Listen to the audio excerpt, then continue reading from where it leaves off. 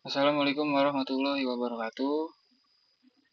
Kami dari kelompok 9 ingin mempresentasikan hasil diskusi kami, yaitu tugas mata kuliah jaringan saraf tiruan, tugas akhir, yang berjudul aplikasi klasifikasi status gizi balita menggunakan metode Adeline atau Adaptive Linear Neuron. Anggota kelompok 9 yaitu ada saya, Ahmad Firdaus, kemudian ada Arif Budi Santoso, dan Oki Rahman Saleh. Pendahuluan, jaringan saraf tiruan atau JST meniru cara kerja otak manusia dalam memproses informasi. Salah satu model JST awal adalah Adeline, yaitu Adaptive Linear Neuron. Adeline digunakan untuk pemrosesan sinyal, pengenalan pola, dan klasifikasi data. Apa sih Adeline?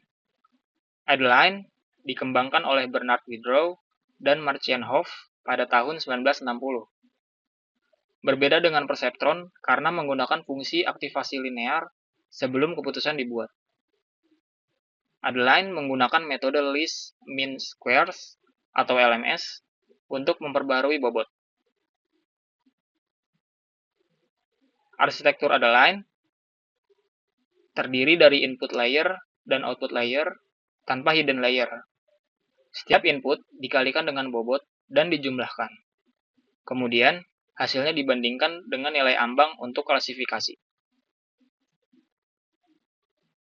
Ini algoritma pembelajaran Adeline.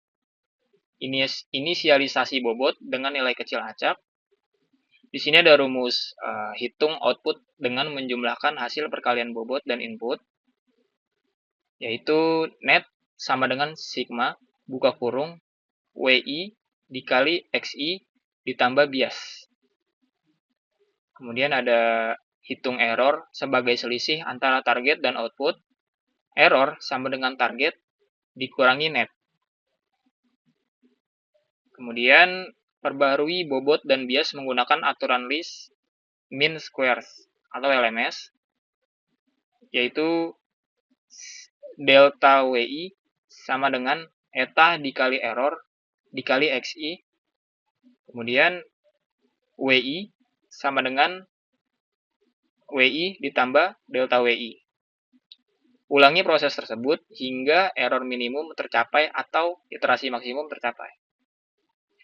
Nah, keterangannya WI itu untuk bobot pada input ke I, kemudian XI itu untuk nilai input ke I, kemudian ada target. Target adalah nilai yang diharapkan dari model. Net adalah output yang dihasilkan oleh Adeline. Eta adalah laju pembelajaran atau learning rate yang menentukan seberapa besar perubahan bobot pada setiap iterasi. Delta WI adalah perubahan bobot yang harus diterapkan. Contoh kasus penggunaan Adeline. Yang pertama, ada pengenalan tulisan tangan dalam aplikasi OCR. Yang kedua, filtering sinyal suara untuk menghilangkan noise. Yang ketiga, analisis pasar saham dengan prediksi berbasis data historis. Yang keempat, mengecek gizi anak secara mandiri di rumah. Deskripsi umum aplikasi. Aplikasi ini dirancang untuk mengklasifikasikan status gizi balita berdasarkan data WHO. Kemudian kita di sini bisa menginput nama, jenis kelamin, umur, berat badan, dan tinggi badan. Outputnya nanti yaitu ada status gizi. Di sini keterangannya nanti bisa terbaca gizi buruk, gizi kurang, gizi baik, dan gizi lebih. Metode yang digunakan Adeline Neural Network. Alur kerja aplikasinya, yang pertama input data balita. Di sini user bisa mengisi formulir, yaitu input nama, jenis kelamin, umur dalam bulan, berat badan, dan tinggi badan. Kemudian ada perhitungan Z-score. Nanti akan diproses, data akan dibandingkan dengan nilai median WHO untuk menghasilkan Z-score. Kemudian konversi kategori, Z-score dikonversi menjadi kategori numerik atau buruk sama dengan minus 1, kurang sama dengan minus 0,33, baik sama dengan 0,33, dan lebih sama dengan 1. Kemudian data akan diklasifikasi dengan model Adeline, yaitu data numerik dimasukkan ke dalam model Adeline yang telah dilatih dan menghasilkan prediksi status gizi. Dan kemudian user bisa melihat data yang sudah ditampilkan di aplikasinya. Jadi nanti hasilnya itu berstatus gizi dan saran tampil di modal. Kemudian data disimpan ke dalam database sebagai riwayat.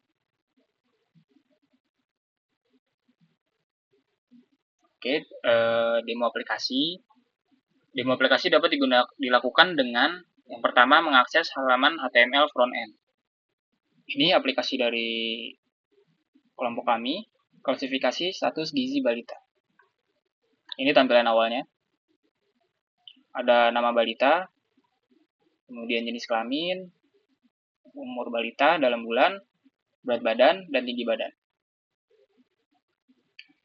Kemudian yang kedua, user bisa mengisi form data balita. Jadi kita isi di sini nama balita,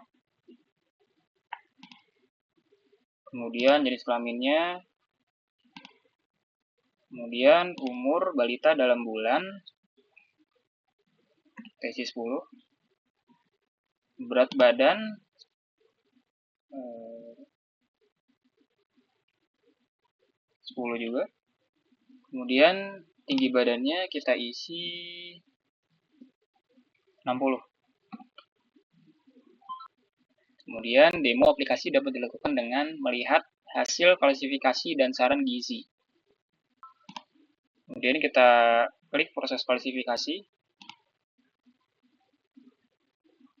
Di sini akan muncul hasil klasifikasi gizi yang sudah kita input.